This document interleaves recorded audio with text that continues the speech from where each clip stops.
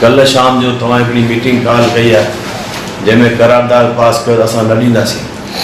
ख़ासि तौर ते भुट्टो साहिबनि जी अॻुवाणी करे थो त आउं न ॾींदुसि।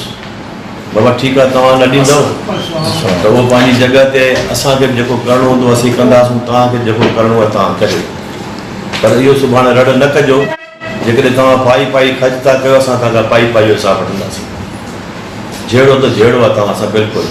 जेकॾहिं तव्हां पंहिंजे डायरेक्टर चवणु नथा करियो, असांजो चवणु नथा करियो, असीं तव्हांखे बि खाइणु कोन ॾींदासीं। ऐं वञा थो कराची मिनिस्टर सां वञी मीटिंग थो करियां, लेटर ठाहे खणी थो वञा, तव्हां जिन जी डायरेक्ट कंप्लेन भले तव्हां पंहिंजो करियो, असीं बि तव्हांजो कंदासीं। यार इज़त खां मथे ॿी शइ हूंदी आहे, असांखे 10 ॾींहं थिया आहिनि, 12 ॾींहं थिया आहिनि, तव्हांखे रोज़ तां मिनथू करियो असां हिते। सिर्फ़ु वली मोहम्मद साहिब जो ऐं भुट्टे साहिब जो कोई ॻाल्हि फ़ैसिलो थियणो आहे उहो फाइनल आहे, ऐं ॿिया सभु ईअं वेठा आहिनि। तव्हांखे न ॼणियो, तव्हां उन जवाबु ॾियो, घणनि खे जवाबु ॾियासीं नथा ॾियूं।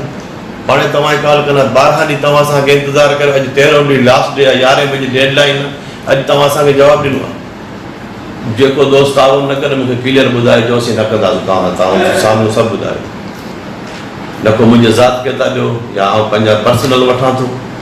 जॾहिं 3 महीना न हो असां तव्हांखां रुपयो बि न वरितो, जॾहिं वठनि पिया तव्हांखे ॾियणो पवंदो।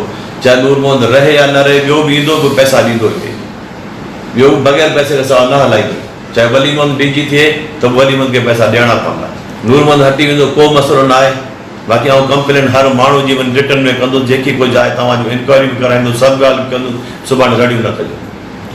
हर वक़्तु तव्हां असांजे लाइ, असां तव्हां सां हेॾो हलूं था, महाज़ खड़ो आहे असांजे लाइ, महाज़ खड़ो आहे, छा मसइलो आहे? कहिड़ी हिते रिसर्च पई थिए, तव्हां कयो पिया ॿुधायो?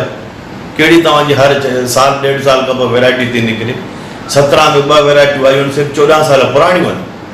कहिड़ो तव्हां कमु कयो आहे? केतिरी तव्हांजी बजट आहे? किथे थो ख़र्चु थिए? छा थो थिए? असीं ढकियो वेठा आहियूं, कूड़ ॻाल्हाए थकिजी पिया आहियूं, ऐं उन्हनि खे तव्हां हरू भरू ॻाल्हियुनि खे उफोड़ था। छाजे करे?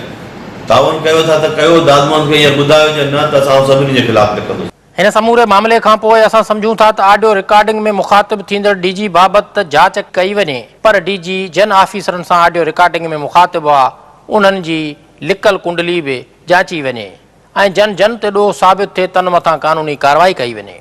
जिथे इहो सभु कुझु ज़रूरी आहे, उते ॿिए पासे सिंध टीवी न्यूज़ जी ब्रेकिंग न्यूज़ खां पोइ तहक़ीक़ी इदारे में जिथे बड़तोल ऐं बाएताल मतल आहे, उते ज़रई तहक़ीक़ सिंध जे टंडोजाम, सकरंड, मीरपुर ख़ास ऐं ॿियनि डायरेक्टोरेट्स में ऑफिसरनि ऐं साइंसदाननि जी तंज़ीम सारसा जा धार इजलास पिणु कोठाया विया आहिनि। इजलासनि में तंज़ीम जे सरवाणनि अख़्तियारनि खां डीजी रिसर्च जी ज़हनी ऐं नफ़्सियाती चकास कराइण लाइ मेडिकल बोर्ड जोड़ण ऐं खेसि फौरी तौरु हटाए संदसि ख़िलाफ़ इंक्वायरी कराइण जी घुर कई आहे।